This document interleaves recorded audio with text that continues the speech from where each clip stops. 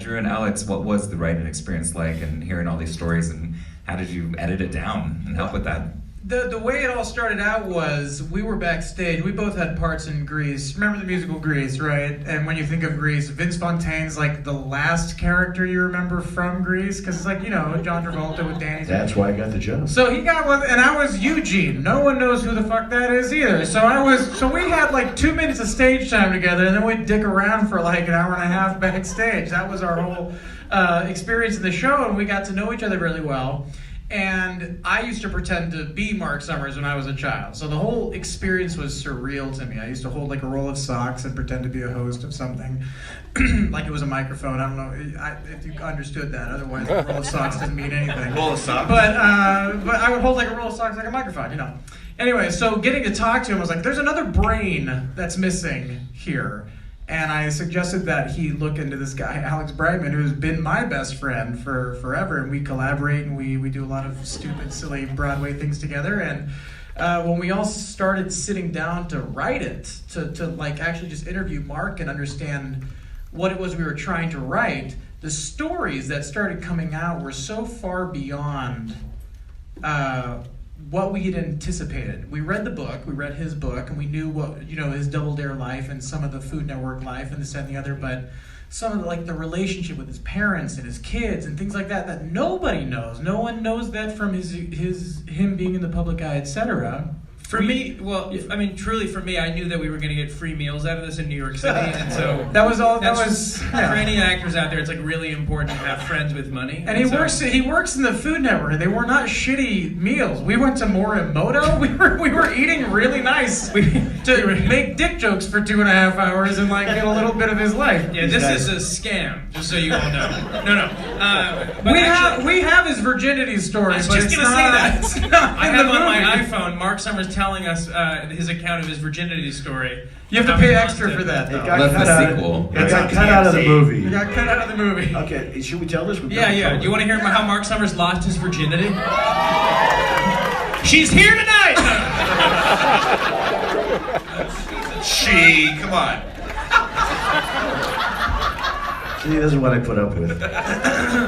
So, I was a late bloomer, and I was about 21 years old, and I was just damned and determined I was going to get laid this time. I was working at Sheraton Hotel in Boston. I'm sorry to interrupt. You're fully grasping right now what's going on in this room? Marc Summers for Double Dare. Your childhood idol is telling you his virginity story. How he got his fuck on. Please make this go viral. Come on, let's go. Please don't tell me that I've ruined your childhood. If this ruined your childhood, you didn't have a fucking childhood.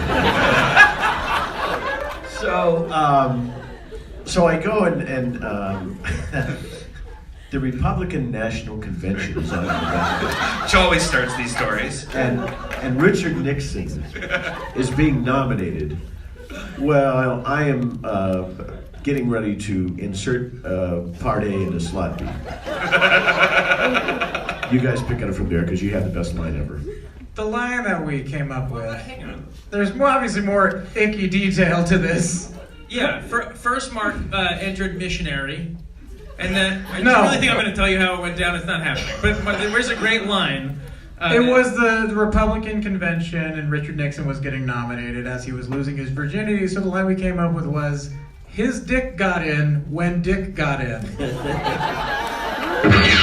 Thank you so much. What he said. Somehow it got cut out of the movie. Imagine that. So they guys, we have enough to do 2 or 3 other movies based on the stories that I would tell these guys.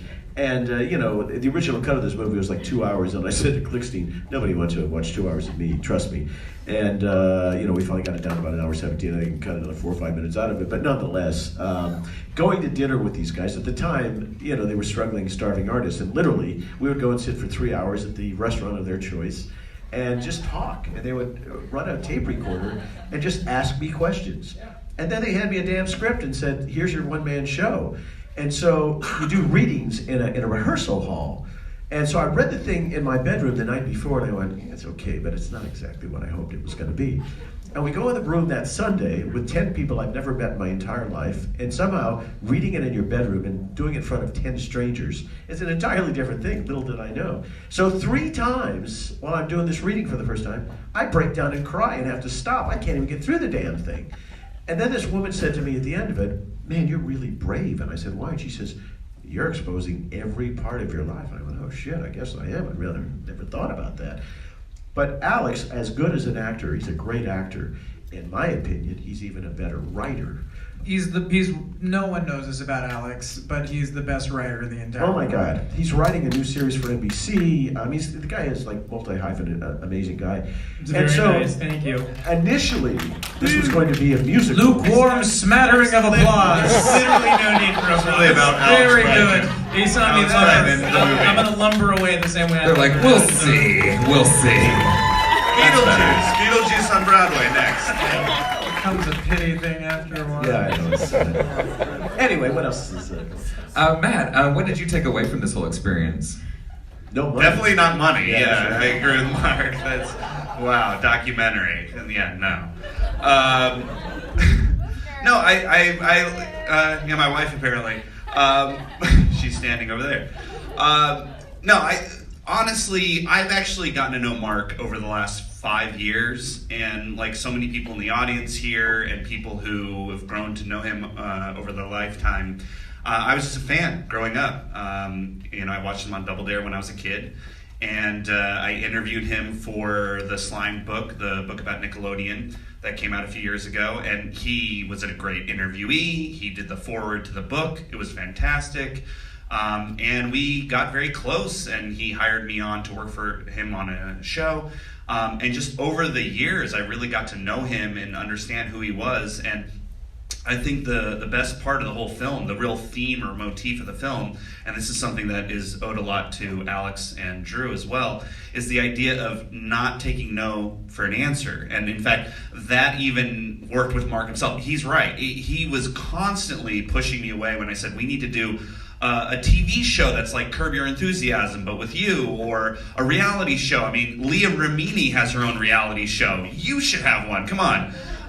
So he just kept pushing me away and pushing me away. When the theater show came together, that's when we said, okay, now we have something. Now we have a story to tell. This is not just going to be a typical pop culture documentary, talking heads and 80s lo-fi video game music and whatever. There's a real story. You're building something. You're creating something. And that came from not taking no for an answer. And trust me, through the whole process of making the film, the tour that we've been putting together, everything, that has been the greatest lesson of that actually can work. That's not just Disney foo-for-ah. Like, that really is true. If you just don't take no for an answer, you're persistent, you make it work. And as cliche and silly as it sounds, I learned a lot of that over the last few years of my life from Marc Summers and from working on this film. That's also something I noticed it was in your show too, so that just seemed like a really cool part of your stage performance, the whole part about no. Yeah, I just didn't. I had the most anti-Semitic people in Hollywood are other Jews, and We're all Jews here except for Drew, I think. he's kind of Jewish. Yeah, By proxy. He's Jew-ish. So, I've never heard it before. have you been circumcised? Oh yeah, you have. I saw that. That's part of the show tonight, folks. Yeah, all right. Never thought I'd ask you that in public, did you? So, I had this guy, an executive at NBC, Mr. Schwartz, who calls me into a meeting and tells me that he'll never hire me because I have a Jew nose. And until I change my name from Berkowitz, I don't have a chance of ever working. And my feeling was always, you'll be fired in 6 weeks and I'll have somebody else to talk to. And that's kind of how I approach things. No never really meant no. I just kind of waited everybody out. I mean, there were people who would hire me. They say, if you would stop calling me, I'll hire you. Just leave me the fuck alone, and I'll give you a job. And I would wear people down, and whatever it took. But I was around for 13 years before Double Dare happened. I was almost 34 years old, and you do what you had to do. I was a magician at the Magic Castle in Los Angeles. I was doing 28 shows a week for $145 back in the early 70s. And our rent, Alice and I had an apartment at 13107 and a half Moore Park in Sherman Oaks. The rent was $125 a month. And there were some months I couldn't do it, so I would host wet t-shirt contests at a place called Big Jaws in Long Beach, California, because that was like, money that I could put towards the Big Jaws, yeah, right? So I got sent by Mitzi Shore once. Mitzi Shore owns the Comedy Store. And every now and then we'd get a convention who would want a stand-up comic. So I was sent downtown to the shoe mart. Oh, this is going to be a good gig. And every guy who sells shoes from around the world is there talking about, we got some great Oxfords coming in this year. And in the middle of all this stuff, they go, please welcome the comedy of Marc Summers. And I'm going out there trying to do my stuff, and they're talking, and the louder I get, the louder they get. And after about 5 minutes, I said, would you all just shut the fuck up? And they look at me, and then they just start talking again. But it was $300, and I needed the money, so you did it. And so, you guys, in the entertainment industry, I mean, what's the worst gig you've had? What's the worst thing you've had to do? In Eagle Rock, California, I played 3.5 hours. I was a singer-songwriter playing 3.5 hours at a yarn store. Why did that's hysterical. I don't know. 5 p.m. gig. It ended at about 8:30. It was a late show for that. It was a late show at a yarn store. And what was yours, Alex?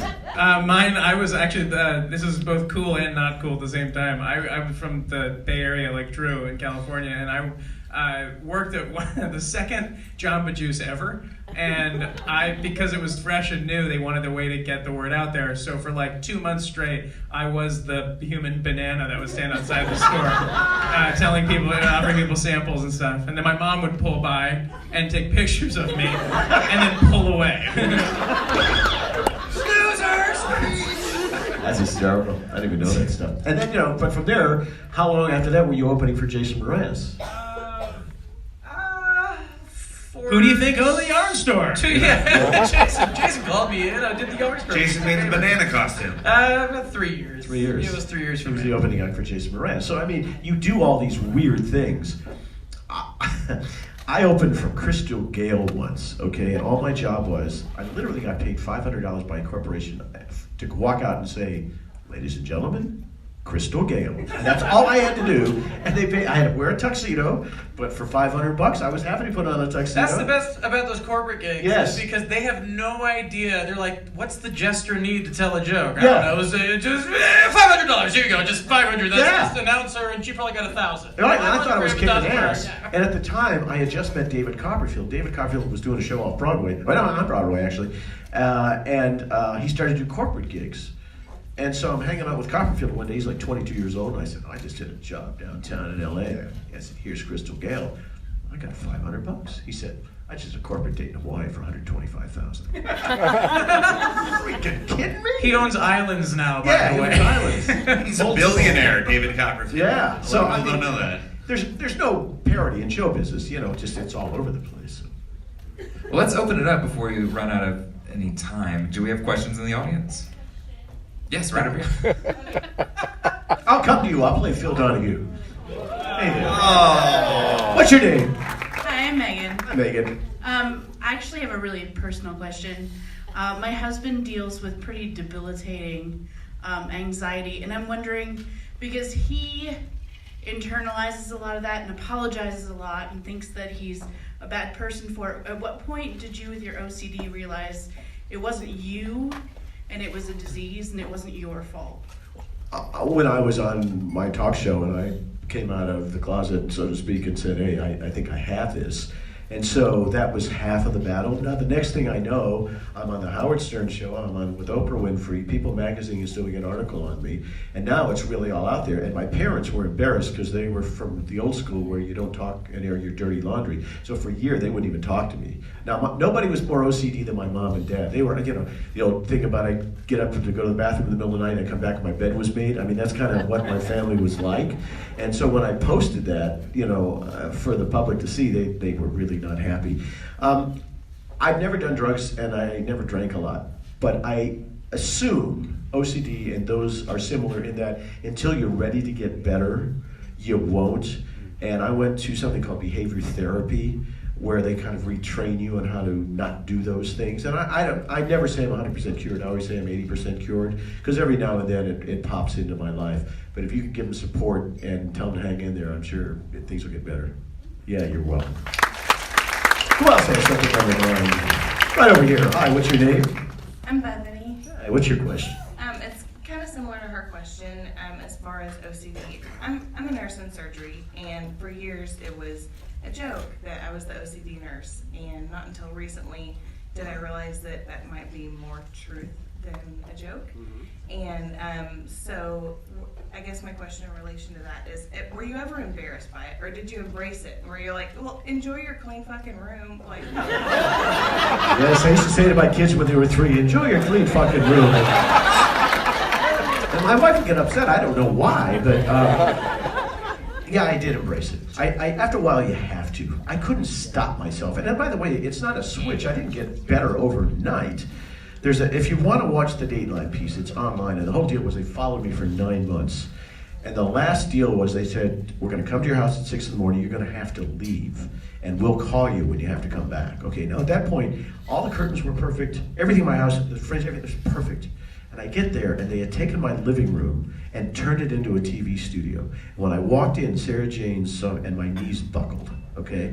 Because I thought, holy shit. All I can think about is, how am I going to put this place back together, okay? So I just sold the fucking house. But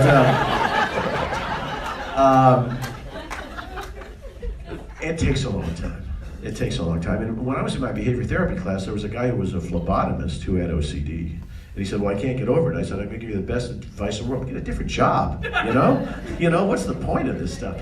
So I think it's you want to get better, but I don't think there's necessarily a whole bunch wrong with it. I mean, if you were a nurse and you have OCD, I kind of think that's a good thing. I'd want you to be my nurse and, yeah, in surgery, don't you want that? Hell yeah. Let's go up here and talk to these lovely humans. Yes, hi there. What's your name? I'm Sarah. Hi, Sarah. What's your question? Hi, I just wanted to hear more about some of the other personal projects that you did outside of the one-man show, like in your career. Oh my. The weirdest? There was that porno in '88. Yes. Yeah. Smoked salmon. Oh, there you go. That was the name of the porno. No. I was doing warm-ups on a proverbial ton of TV shows. I was working on Webster and Star Search and Webster and What's Happening Now, and I was doing a lot of that stuff. And I didn't think I was ever going to make it. So a friend of mine from Cape Town, South Africa, I went to college with, opened a smoked salmon business down in Cape Town. And I didn't have anything to do one summer, so I said, well, why don't you send me some of that salmon and I'll start selling it up here. So the next thing I do, we go to Price Club and I'm selling 80,000 pounds of smoked salmon a month. And getting up at 4 in the morning and driving to the airport with a truck and then making deliveries to the Price Club and stuff like that. So, I mean, that was one of the lower points of my life, needless to say.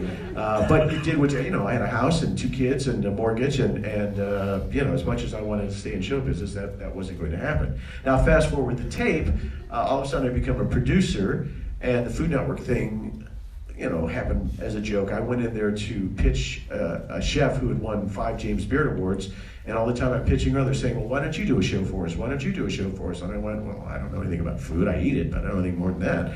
And next thing I know, I'm doing Unwrapped. Actually, I did a show before that called It's a Surprise. The surprise was nobody was watching.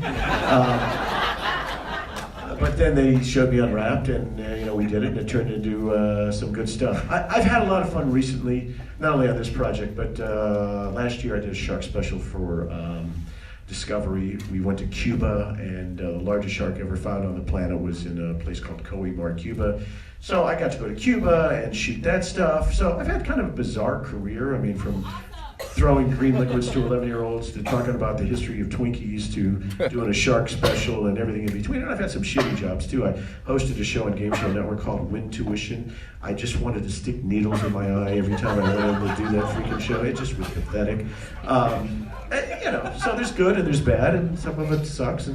But it's, here's the deal. I never feel like I've worked a day in my life, so it's always been fun. Way up here. Let's go up here. Don't go away. How do I get to you? I'm going to go over here and squeeze through here. What's your name, sir? Hey, I'm Sean. Hey, Sean, what's your question? Nice to meet you, Mark. Same here.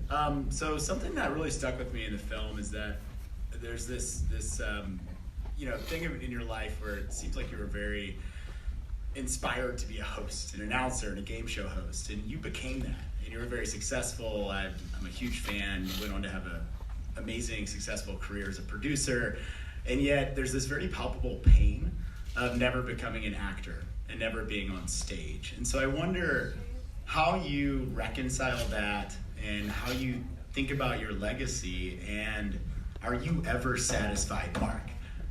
No. I don't even know what the word legacy means. Somebody asked me that the other day in Philadelphia, and I started to cry. Look, Rodney Dangerfield did one of his last interviews, and they said, "What do you want on your tombstone?" And he said, "It's all bullshit." Okay?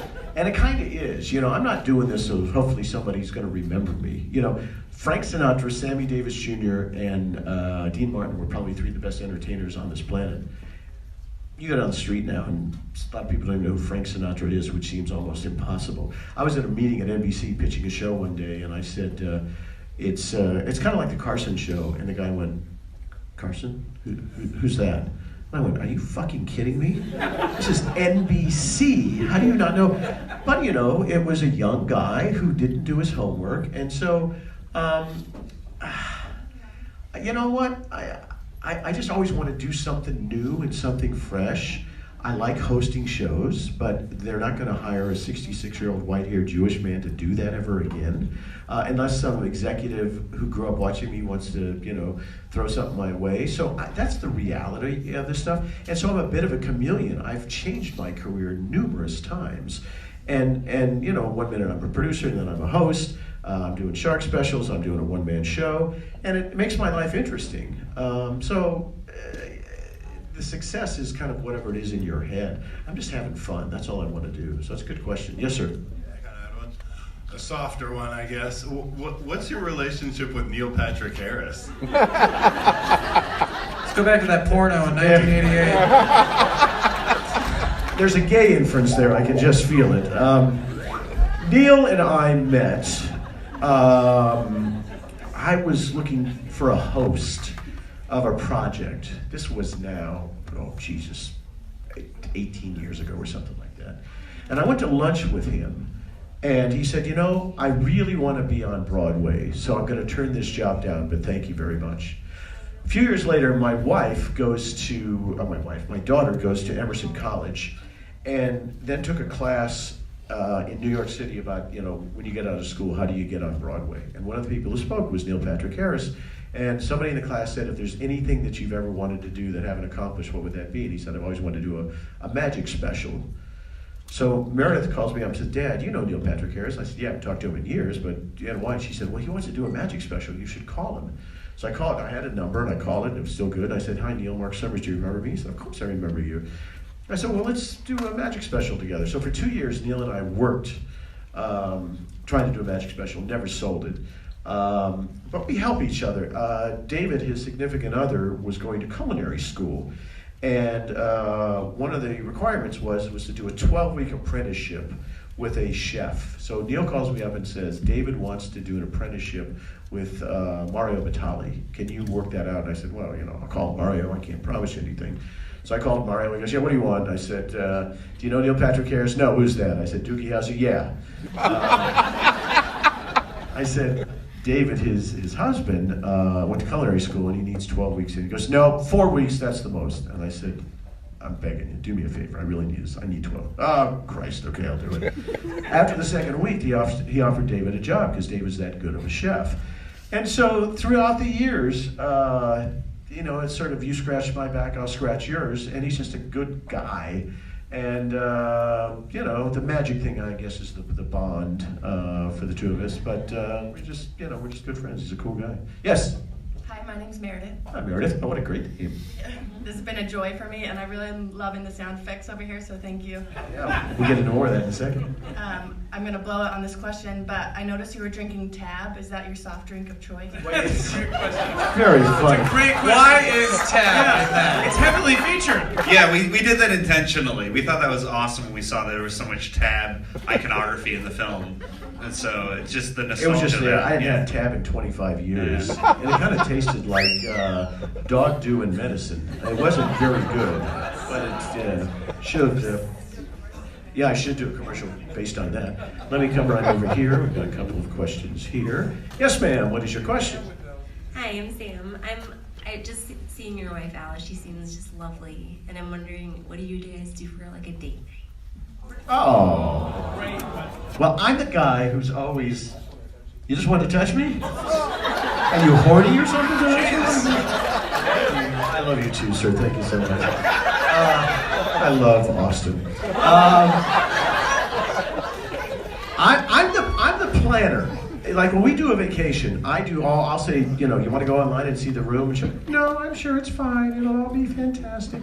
So I'm the motivator. So, I like to get into, like the other day, I live up in an area called Santa Barbara, California. That's where my house is. And we just got in the car and drove to San Luis Obispo and took a walk. And where are you from? So it's beautiful. And, had lunch and stopped by the ocean and all that kind of stuff. So I kind of like doing spur of the moment kind of stuff.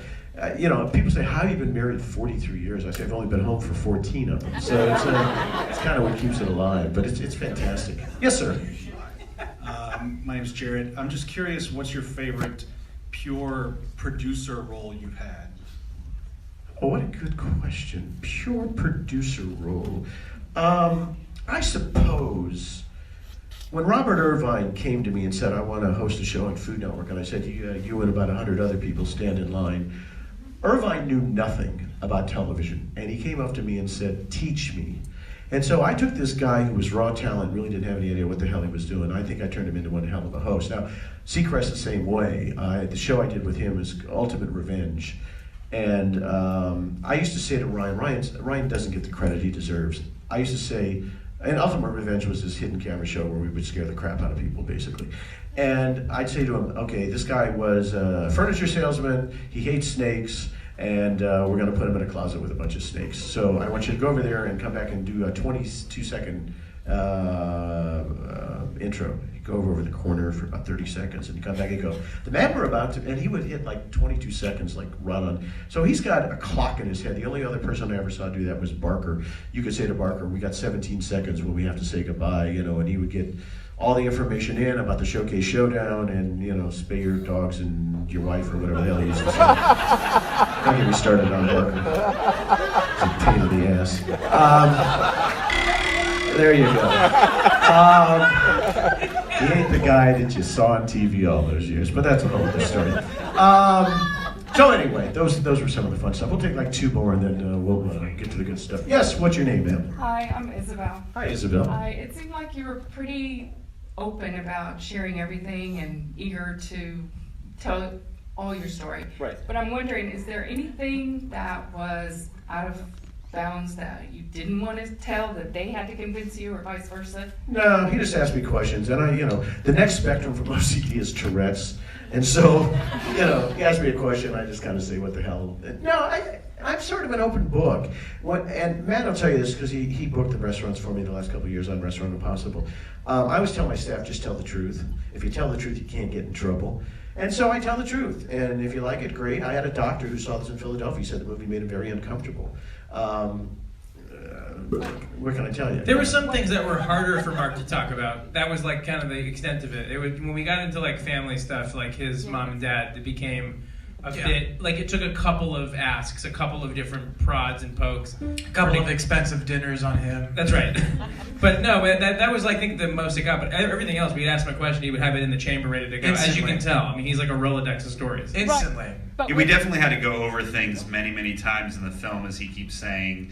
And the material at the lake, where it's a little bit kind of gloomier and a little bit darker behind him, and he's crying and whatnot, there were definitely some moments where I really had to work to pull out some of that material from him. And that was one of the things that was really important for us for the film, was, again, you're used to seeing Marc Summers as this kind of happy-go-lucky, ultra-confident guy on screen. That's what he does. That is who he is at the end of the day. He's a very happy, gleeful guy. But I wanted to show the real person behind him, the Mark Berkowitz, if you will, behind the Marc Summers. And I think that's what we were able to pull out. So it was difficult, and throughout the film, and even through the editing and what we could keep in, and there were things taken out and put back in, and what would affect his career and his perception. And we were playing with so many different dynamics throughout the entire process.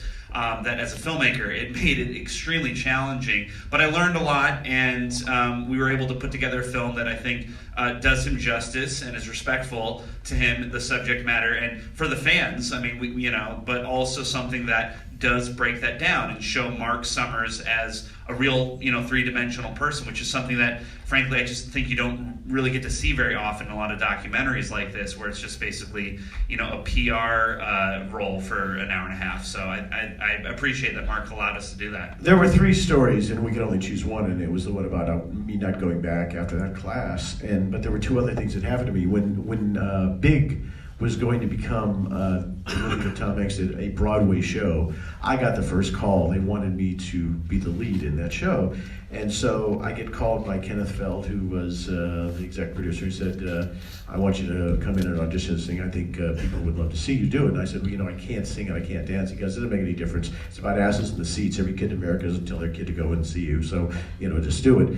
So I went and studied with a vocal coach and learned all the lines. And then the day of the audition, I didn't go.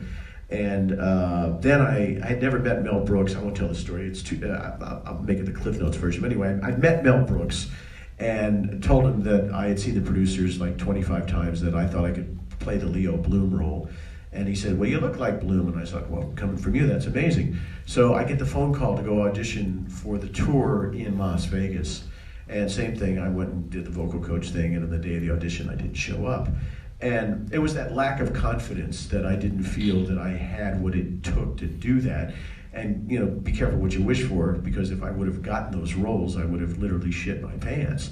I would go to those today because I had more confidence. I probably shouldn't get those roles because I'm probably not ready. But, there are, touring companies where they have, people lesser known than me playing leads. So, who knows what's going to happen. It's all fun. Take 1 or 2 more and then, yes. Hey, my name's Tyler. Hi, Tyler. I was wondering, when you were first starting out performing in front of live performances in front of groups of people, was there ever a moment where starting out you were kind of nervous performing in front of people? Did it just come naturally to perform? Or? Every night when I go to the Magic Castle, I throw up before the first show. I was so sick, I would throw up. And then somebody said, before you walk out on that stage, you have to say to yourself, they are here to see me, okay? And as soon as you start building up that confidence, doing magic shows in Indianapolis and then going to the Magic Castle, and in 1976 I became a regular at the Comedy Store with Jay Leno, David Letterman, Robin Williams, Gary Sandling, who these people were actually very good stand-up comics. Anybody know who the Bay City Rollers are? Yes! Saturday night, right? So I get a phone call to open for the Bay City Rollers at the Santa Monica Civic Auditorium.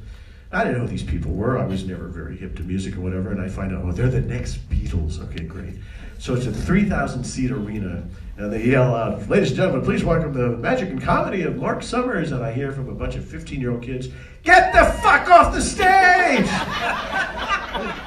So it was a Wolf Rissmiller concert, and they said, you have to do 12 minutes, and we're not going to pay you until you do the full 12 minutes. So I'm out there doing my stuff, getting booed, and all that. Bay City Rollers will be out in a minute, yay! But, pick a card, oh, Jesus. So I look over, and I'm out there, and I'm thinking I've done 10 minutes. And Jim Rissmiller looks over to me and goes, you did 1 minute. I got to do another 11 minutes out here. And so, I get done, and I do my 12 minutes and 2 seconds and walk off, and he puts his arm around me. He says, we've had a lot of opening action. You're the first one they didn't throw anything at. So, you're nervous when you're out of your element, and I wasn't a great stand-up comic. I was good at being Marc Summers and being a host, but as far as, once again, being out of your element, I had a solid 20 minutes, and I would be an opening act for colleges and stuff like that. But, you have to know what you're good at. And there are many people who work the Comedy Store. We used to say they had laugh ears, and they would get off and they'd suck. And they go, I killed tonight. It's like, you killed tonight, you sucked, But I guess that helped confidence-wise. There's a good friend of mine who's in the audience tonight. We started the Comedy Store. What year was that, Bill, that you were at the Comedy Store? 1840. Thank you so much. Bill Kirkenbauer, stand up, Mr. Kirkenbauer. This man is a very well-known stand-up comedian right over there. Bill Kirkenbauer, right here living in Austin, Texas. How many Tonight shows did you do? 14 if you count the rerun. Yeah, you get paid for it, man. 14. Very talented man. One last question, then we're on our way. Yes? Hi, My name's Grace. Hi, Grace. How are you? Doing well, thank you. Where did Summers come from? I woke up one morning and it said, David Berkowitz is the son of Sam. Oh, Jesus Christ. So my agent calls me, he goes, I can't get you an audition anywhere. They won't see anybody by the name of Berkowitz. Oh, shit, what do? Got to change your name. Okay, now back in the day, I was a disc jockey, and you had 1-syllable first names and 2-syllable last names. And so I'm going through all these things. And growing up in Indianapolis on WIFE radio, there was a guy named Dick Summer. And then when I moved to Boston to go to college, he was working at WKOX up in Boston. And so I just added an S to Summer and became Marc Summers and started to work. It was just that simple. You know, he called me up one day and said, pick a damn name. So that's how it happened. Did you have a question? Yeah, sure did. And my name's John, by the way. I am a fellow sufferer of OCD. And I have with my OCD, part of when I go through like several months of it, there comes and you go through therapy and you go through medication, you go through treatment. What I want to ask you, was there ever a time during your OCD where it told you that this is not your OCD, this is actually you, and in the course of it, like, and the OCD made you believe that no, this really is you, and if so, how did you handle that? No, I never had that. I've heard that statement before. There where it sort of penetrates your personality, and you can't separate the two. So luckily, I didn't have to go through that. That's a struggle. Anytime you have, a mental thing. And by the way, when I came out and started talking about this in the late '90s, nobody knew what the hell it was, and it affected my career. I was supposed to be the host of Hollywood Squares, the one that Tom Bergeron did, and the rumor started that I was nuts, and I got fired from that show because they thought I was crazy because of the OCD. And so, and then Howie Mandel gets a pass because of all the shit I did, but what can I tell you? Fuck him too. Viral. I feel for you.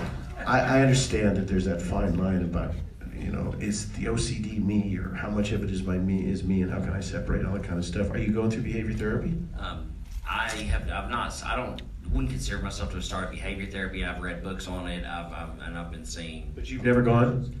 Not to behavior therapy. Turning point of my life, changed my life. Honest to God, I still would have been semi-whacked if I didn't go to it. So and I wanted it out of my life. I couldn't deal with it anymore. So, but thank you so much. Hey, thank you. You guys have been fantastic. Yeah, great questions. Give it up for Marc Summers.